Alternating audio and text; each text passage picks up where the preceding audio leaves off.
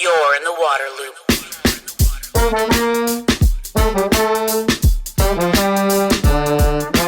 Water loop. Welcome to Water Loop, the podcast that explores solutions for sustainability and equity in water.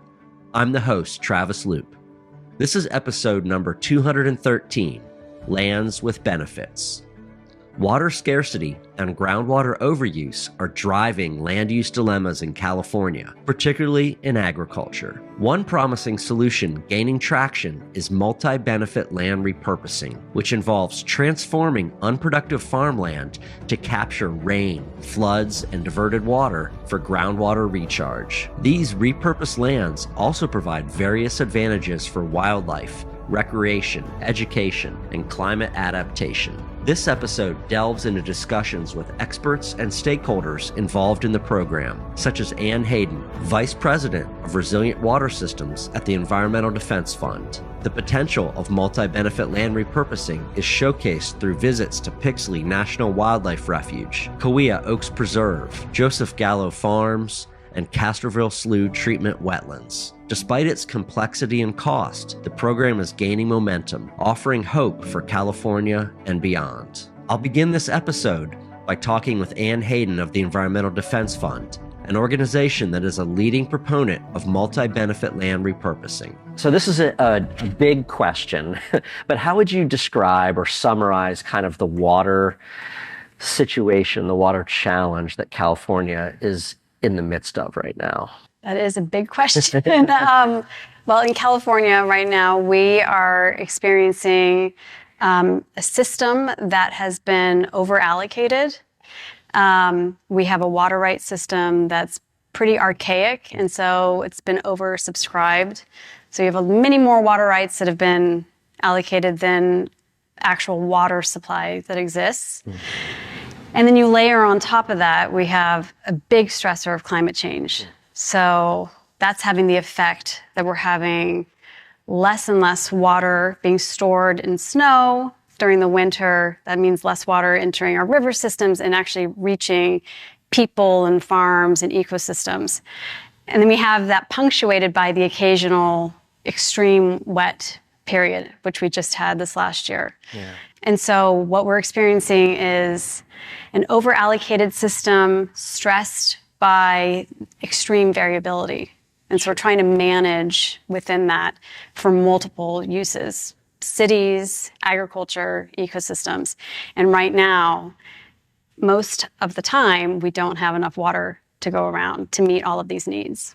There's a lot of approaches. There's no silver bullet. There's a lot of approaches, a lot of things that are being done to try to bring more sustainability, resilience, balance. One of them is this multi-benefit land repurposing, something maybe an old concept, but it has some new life. Could you talk, what is this? Well, I mean, first I would just say this program is really the idea behind the program is to be kind of a companion to help with the implementation of this new groundwater law, the Sustainable Groundwater Management Act. That law is requiring that groundwater basins come into balance, and that means, by necessity, overdrafted basins will have to reduce pumping. And that's going to have the effect that we're just not going to have enough water to go around to irrigate all the land we currently irrigate. So the agricultural footprint is going to decrease. What happens to those lands that we can no longer irrigate? If we passively just let that happen, we could see patchwork land fallowing throughout the valley in a very haphazard way. Dust could get kicked up. We could have a dust bowl, essentially. We could have weeds and invasive species impacting remaining ag lands. And it could have an economic impact beyond what we can even fathom right now. So the multi-benefit land repurposing program is really aimed to help manage, get out ahead of that land use change that's coming, and to give the agricultural community and disadvantaged communities that depend on the agricultural economy and other stakeholders the opportunity to determine what that future should look like, how those lands could be strategically consolidated and repurposed to new uses that require less water and can create a whole array of new public benefits. Things like groundwater recharge basins, low water use crops, habitat corridors, which we desperately need throughout the valley. We have these islands of habitat currently. We could have renewable energy, solar farms, for instance. So there's a whole array of options. And the idea with the MLRP, or Multi-Benefit Land Repurposing Program, is to give farmers and the communities that work, with farmers, kind of let them hold the reins to determine what they want that future to look like, so that we can have a better Central Valley than we have even currently now, and definitely what we could have, if the status quo just persists. Water loop. We're at Pixley National Wildlife Refuge. There's this huge group of people that are here to learn about this place and about land repurposing in California. The size of this group really reflects the great interest there is in making more of this happen. Here at Pixley, there's wetlands and uplands that provide habitat for a lot of endangered wildlife and important waterfowl. It also is a place where water is managed on the land in the middle of all of the agriculture that's here in the Central Valley and in San Joaquin Valley specifically. So folks are interested in seeing what could happen if you repurpose land, how it can be used for the environment, for wildlife, for recreation. I spoke with Aaron Tennant, a biologist from the California Department of Fish and Wildlife, about Pixley and the benefits of land repurposing. San Joaquin Valley is one of the most altered landscapes in the world. Of course, we have, just tons of agriculture here, which has been very productive for people, but that also means, we have a number of threatened and endangered species. So the Department of Fish and Wildlife over the last 20 years or so has really tried to establish different ecological reserves in the area through various conservation methods, like mitigation for projects elsewhere, or bond funds from Wildlife Conservation Board, to kind of think about a landscape scale connectivity between different ecological reserves, U.S. Fish and Wildlife Service refuges, trying to kind of piece together something of, the landscape that used to be here prior to, agriculture. How does this kind of rise of multi-benefit land repurposing maybe, fit within that or help that effort? SGMA, which is the Groundwater Act, has really changed the landscape here in terms of what might be possible. I think in the past, we weren't really talking about so much such a large-scale vision of agriculture coming out of production. And I think SGMA really kind of changed that conversation a little bit. And, for those of us who are biologists here, who have been working here for a long time, trying to protect the threatened and endangered species here, I think we see a huge opportunity to kind of work to create a landscape scale connected habitat for our threatened and endangered species that we've been trying to work toward protecting. And, there probably are a lot of ways to think about, if there are certain lands that might be better taken out of production, how we could connect them within the realm of what we already have protected, and kind of prioritizing things and making in terms of making the right connections and the most beneficial connections for wildlife. Arguably, the most important voice in land repurposing is that of farmers, the ones who must choose to stop using unproductive parts of their property and put it into other uses. So I sat down with Frank Fernandez, a local farmer and chair of the Tule Basin Water and Land Conservation Trust. I'm a third generation dairy farmer that's now evolved into diversifying into tree crops and stuff like that on our farm. What I got interested in is when somebody approached me to be a part of this board, we were the founding members of this land trust to buy this, get the grant, buy this property. And, I'm like, why I question myself. It's like, why am I going to waste my time taking farm ground out of production and rewilding it, or whatever you want to call it, put it, let it go back to natural means. And I said, well, how's that going to affect me? And then we started thinking about the groundwater credits and how each acre, each parcel has a certain amount of credits of water. And they said, well, if we take those credits off that ground and we don't use water anymore on that ground, then that's a net benefit to the whole district. And that's how it kind of grew. That's what got me interested in. I'm also a big regenerative ag farmer. I love, the biology part of it. And so this really piqued my interest because I'm very big on trying to protect our beneficial insect population. Because as a farmer, I don't want to have to use any mitigation spray efforts that I don't have to. Because one, it's very costly.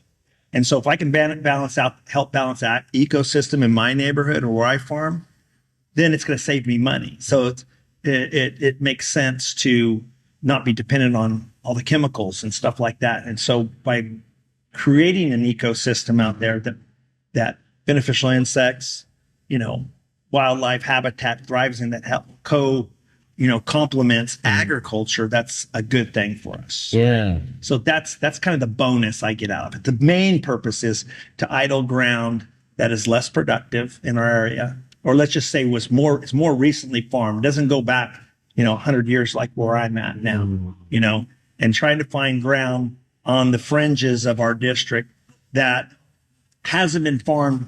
Maybe let's just say it's farmed came into farming in the last 40 years. Okay. So it doesn't have all the soil profile, the buildup of nutrients and quality.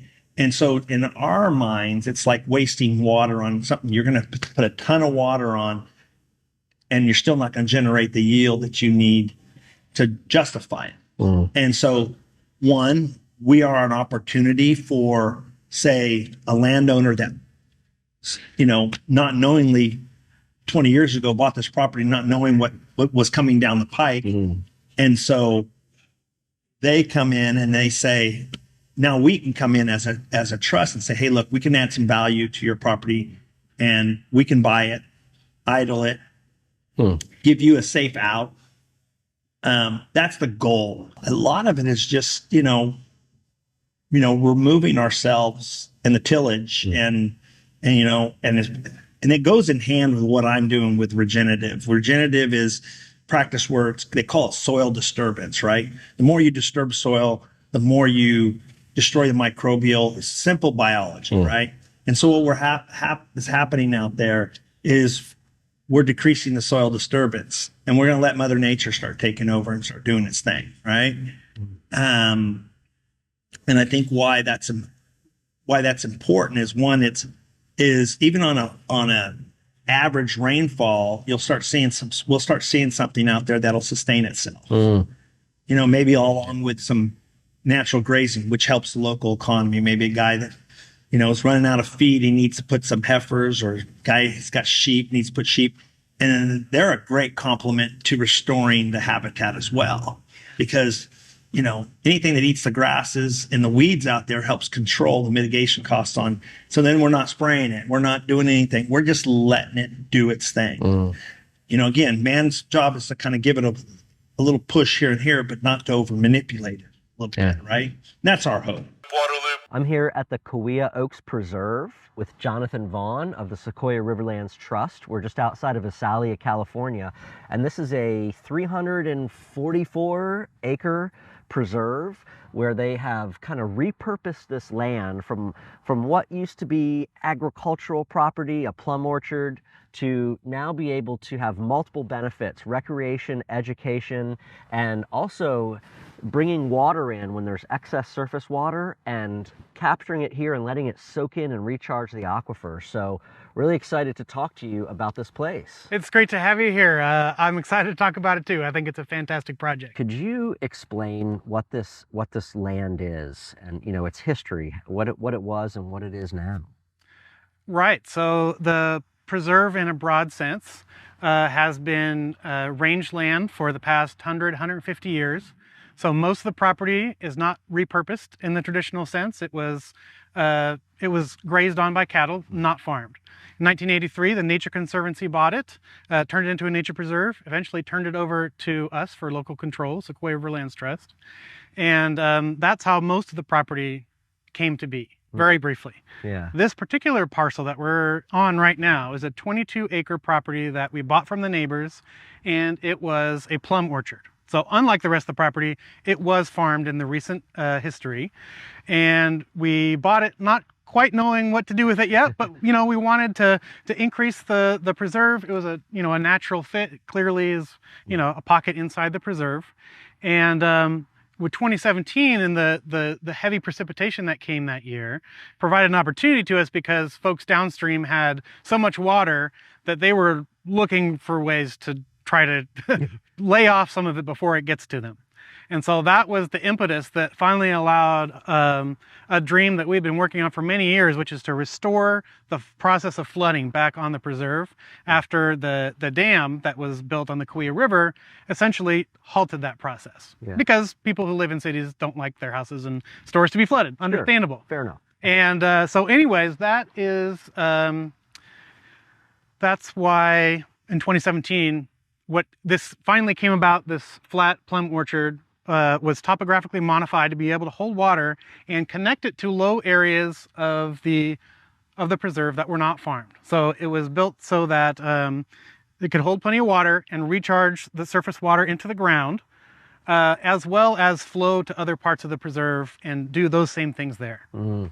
Awesome. And I think there's a lot of different benefits. You're able to use that to recharge groundwater, which is critical in California when there's an excess supply, right? When there's wet years, get that extra water, get it back in the ground, store it, increase your bank balance, right? What are some of the other benefits of this preserve that come along with taking ag land and repurposing it? Yeah, so you mentioned one of the big benefits right there is, locally and regionally, the groundwater table has been on a negative trajectory. And this contributes to that in a clearly positive way that benefits everyone. It benefits the preserve, not just in that way, but also in a very local way because our valley oak woodland ecosystem, depends on a relatively high water table. And just having that surface water there facilitates wetland plants, riparian plants, other plants that, rely on surface water moving around to thrive. And so it helps us regionally, but it also helps us locally on this site. It also is a great wildlife habitat. So we have some streams running through the preserve, we have some drier grasslands, but to be able to have standing water on here, it helps facilitate habitat for animals that wouldn't otherwise be able to live here. For example, western toads were able to lay their eggs in here, have those eggs develop into tadpoles, have those tadpoles metamorphose into toads, all before the water ended. So it was long enough for that process to happen, and that wouldn't happen in the absence of it. And so we also have waterfowl, egrets, herons, red-winged blackbirds, lots of other animals that depend on not just wet conditions or streams, but actually slow-moving water like this. So it provides an additional layer of complexity to the ecosystem we have here, which includes grasslands, woodlands, and riparian forest. Could you talk about the recreation benefits?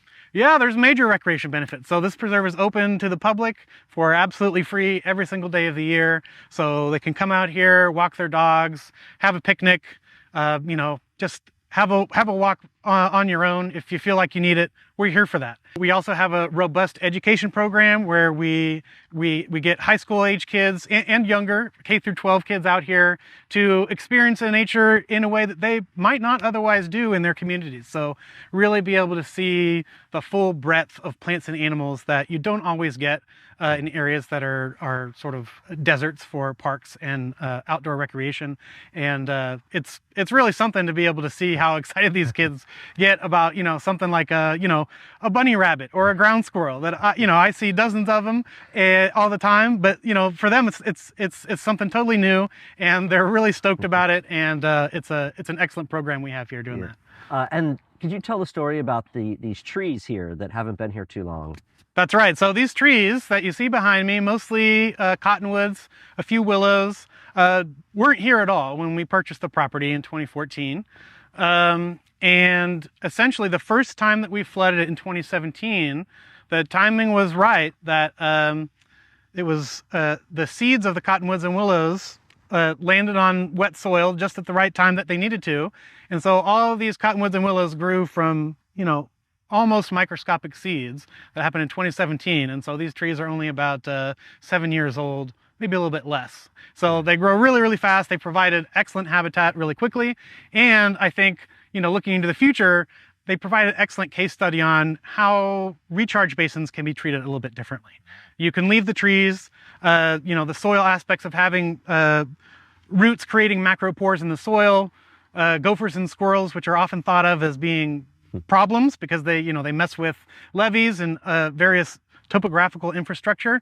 They're also really great at creating huge pockets under the soil to divert water underground. That's cool. That's cool.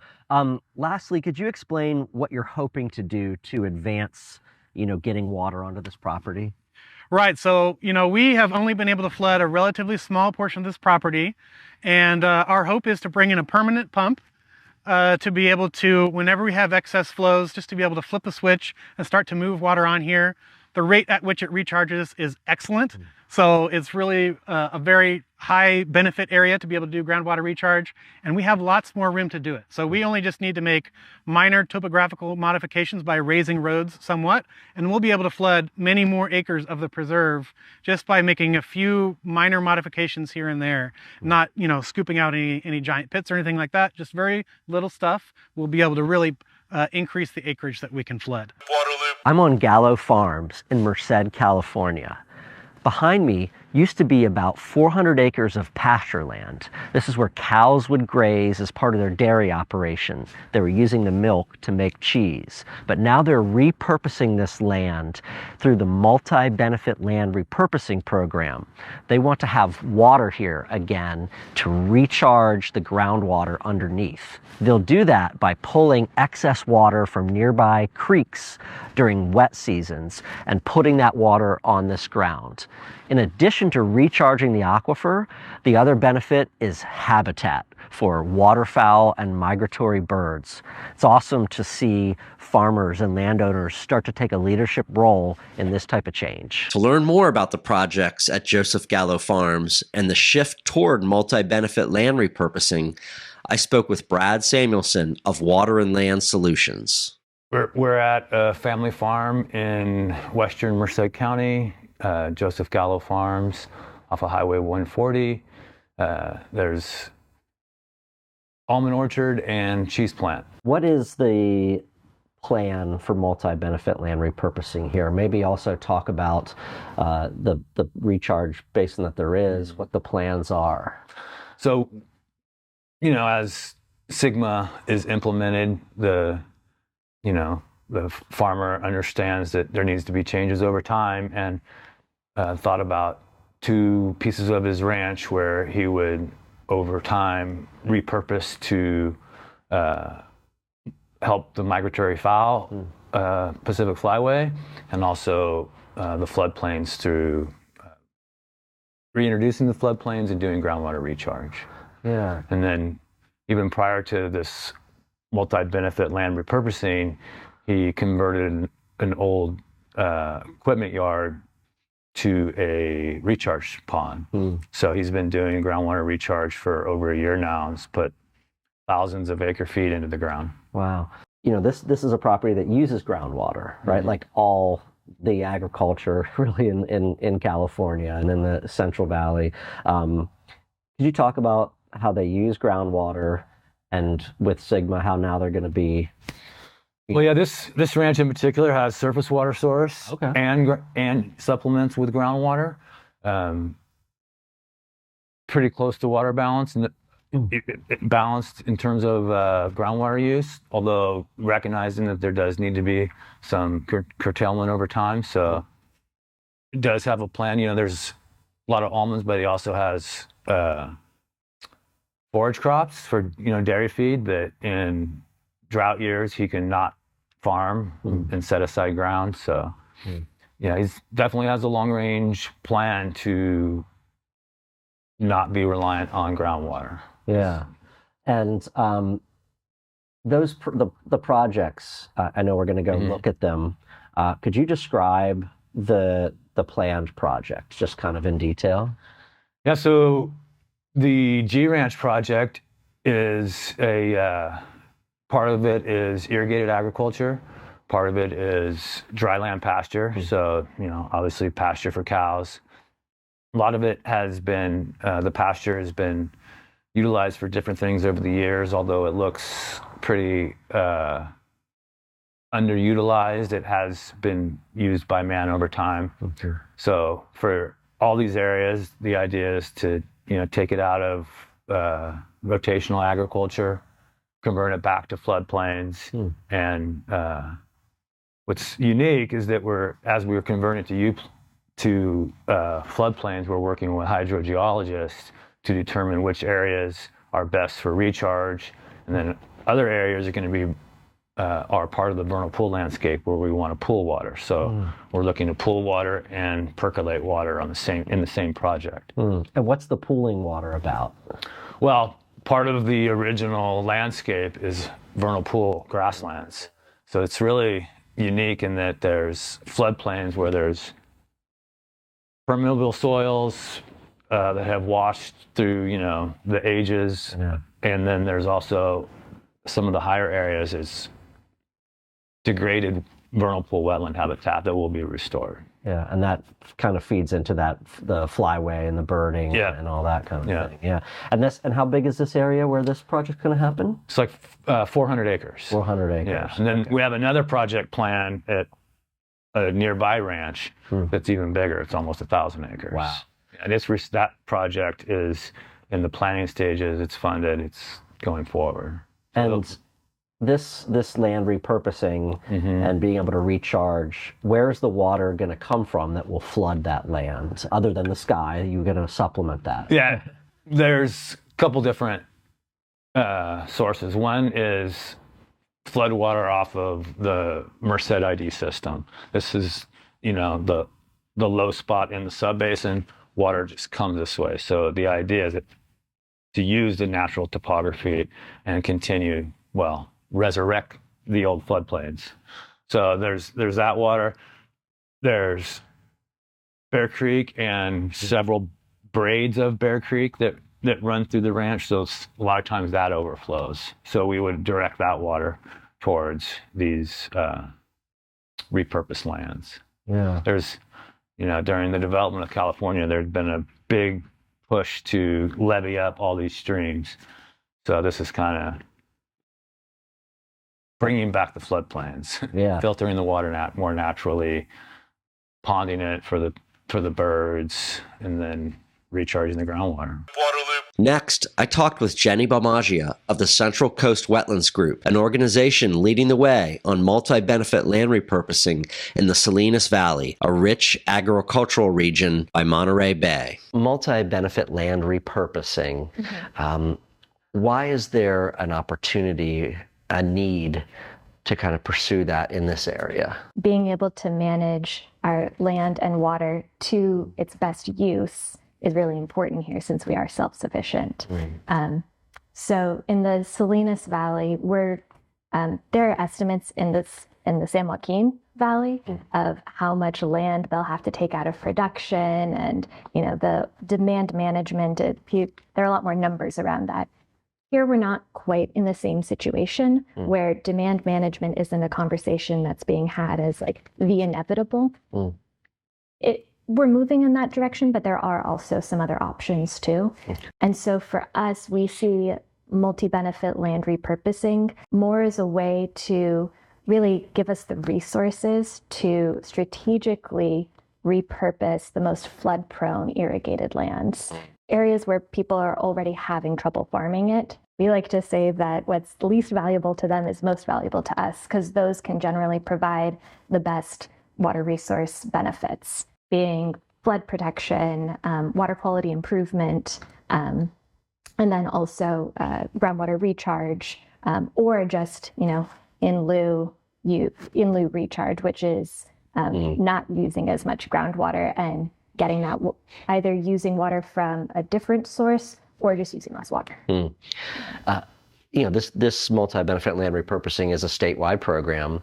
There's places around the state where, they're kind of pursuing it. Where does this area fit into like that whole bigger program? There's like different places that are getting grants, right? Yeah. So we received a round one multi-benefit land repurposing program grant of $10 million. And for us, it really is about developing this program around how to really strategically figure out those places to repurpose those most flood-prone lands, work with the landowners and growers.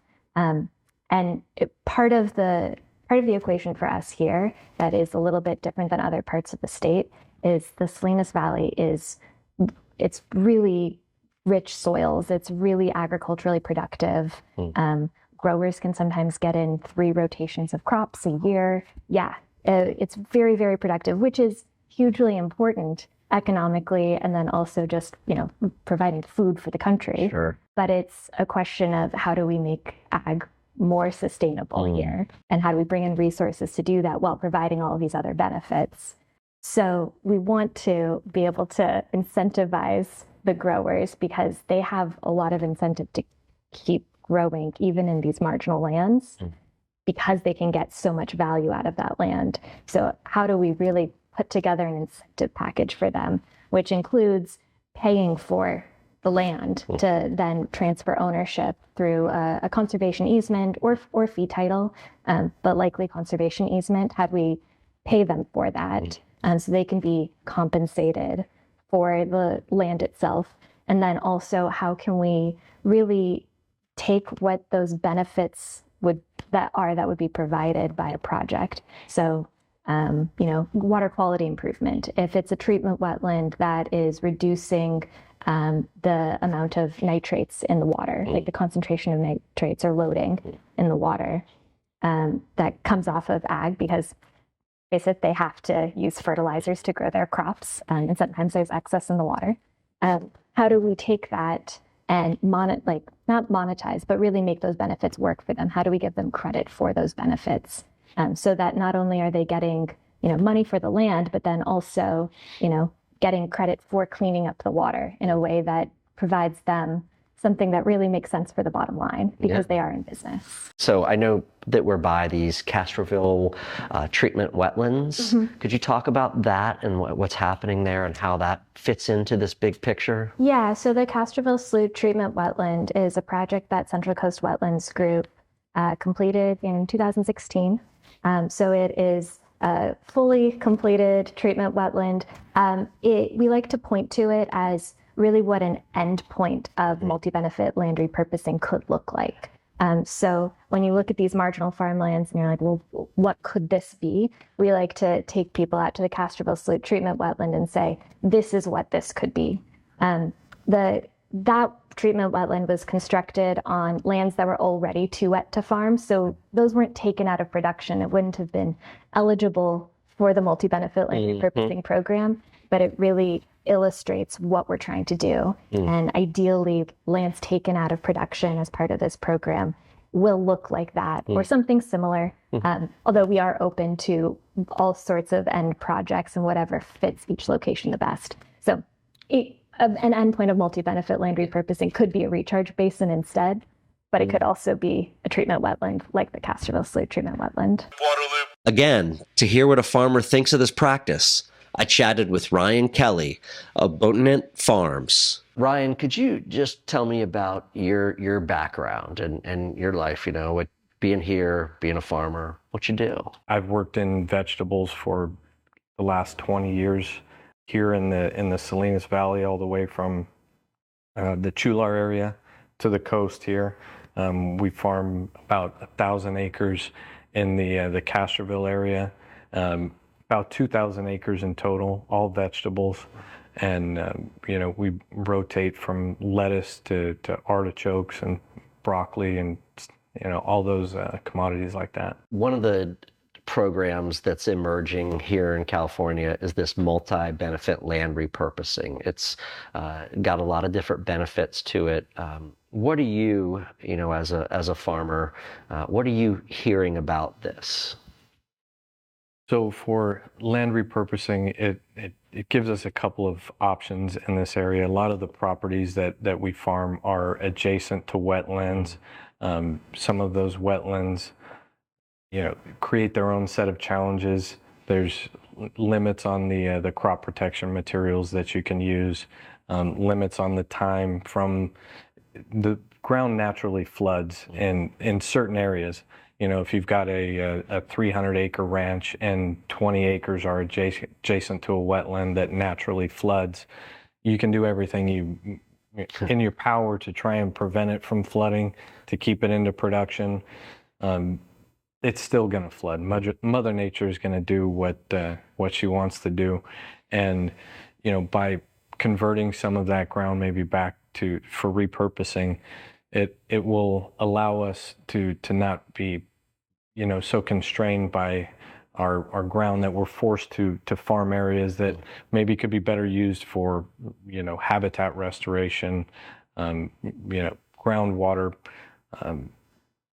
improvement projects and things of that nature. Yeah. So. And could you talk about the specific project you're looking at on your land? You're pursuing doing this.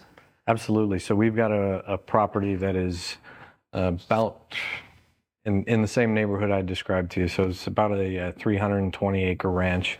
90 of it falls on a heavy sloping hill that's right adjacent to a wetland, and that particular part of the property is real heavy peat dirt. So water infiltration is really good there.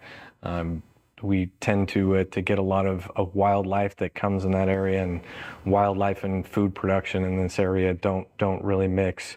There's been a real focus in the industry to be as food safe as possible, and trying to deter wildlife from coming onto your property on those natural wetlands is extremely challenging, and to do it in a manner that's responsible, is environmentally responsible, is even more challenging.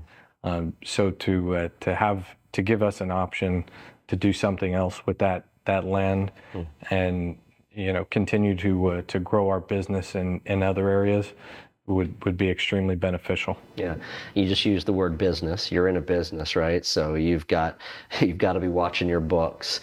Doing a project like that takes money. So I guess it's valuable that there could be state funding, grant dollars to help do repurposing. Is that something that might be part of the project for you?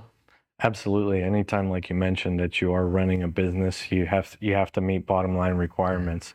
For any kind of a business to be sustainable, well, you have to make money, and to make money, then we would need help from projects like this grant funding that's coming through. So if more of that was available, we would be able to maybe convert some more of this somewhat marginal farming ground that's adjacent to wetlands, back to Mother Nature. So where does this program stand now, and what's the prognosis for funding and implementation? Let's chat again with Ann Hayden of EDF. Waterloop. What's the status of this program right now? What's kind of the immediate past history? It's kind of had some funding recently. What's happened? Where does it stand? So I will say just the concept alone of land repurposing, this is something that EDF and a number of our partners started thinking about, 5 or 6 years ago, and started talking to landowners about, and this was not something that folks were really ready to talk about. I think there's been an acceptance that the agricultural footprint, or an acknowledgement that the footprint is going to have to decrease. That's very different from saying, sign me up, I want to take my land out of production. So as SGMA, the groundwater regulation, has started to be implemented, and this discussion around having to ramp down pumping and allocate water to farmers, that's made the discussion much more real in terms of what the reality is in terms of how much water is going to be available and how much land will be able to be irrigated. So it's timed it right so that I think the impact of the land having to go out of production is being realized at the time of where this tool has been developed and can be there as a way to ease that transition. So we worked with a whole array of stakeholders to build broad buy-in for this concept and to develop a framework for land repurposing that was very intentional about making sure that the land repurposing options deliver multiple benefits. So yes, groundwater sustainability first and foremost, but also benefits to ag in terms of giving them options about how to manage those lands and, in some cases, incentive payments. But also the delivery of benefits for ecosystems and disadvantaged communities. And so that, I think, well-rounded package really helped us move successfully towards legislation that eventually established this program at the Department of Conservation. So we are now a few years into the program. $90 million has been allocated, and that has gone out in 2 tranches of funding. And so there are 2 cohorts of block grant recipients who have received either on the order of $9 million to $10 million each. And basically, the program really delivers these block grants to a groundwater sustainability agency or a local entity, usually a GSA. They then are tasked with coordinating with their stakeholders, their growers, to figure out their plan for how to repurpose land within their subbasin, and then work with them to see who wants to volunteer to participate in the program, and also to really increase the understanding and awareness of what the options are. Put that all on the table. So right now, I think we're in the stage of really doing a lot of the education and awareness to these block grant recipients, going out in the field and seeing real projects being implemented so they understand their grounding, what these potential projects look like and what it involves on their end. And a lot of work is being done on community engagement, because that is critical to getting this right, is making sure you have community buy-in on the vision and on the projects that are going to be implemented. So we're not quite at full-scale project implementation yet, but I think we're being really smart about getting these fundamental steps in place to get towards really smart strategic implementation of projects, and that will come in time. But importantly, $90 million, it's a great first start at funding this project or this program. It's going to require, there are estimates of low billions to do this at the scale that's necessary across the valley. So we're very eager to see what other sources of state funding, whether it's through a bond, there's a climate bond that's being considered right now, that could contribute to this program, also federal funding potentially. So right now we're in the stages of laying the foundation for how to implement the program right, get eventually some good demonstrations of projects in place, and then really ramp up the funding and investment that's needed. When it comes to increasing water sustainability in California, there's no silver bullet. It's going to take a blend of programs. Multi-benefit land repurposing certainly shows great promise. It's encouraging to see the uptake of this practice from the valley to the coast, where communities and farms and environmental groups are all working together to start this process. I'm really excited to follow these projects and see the expansion of them in years to come. You're in the water loop.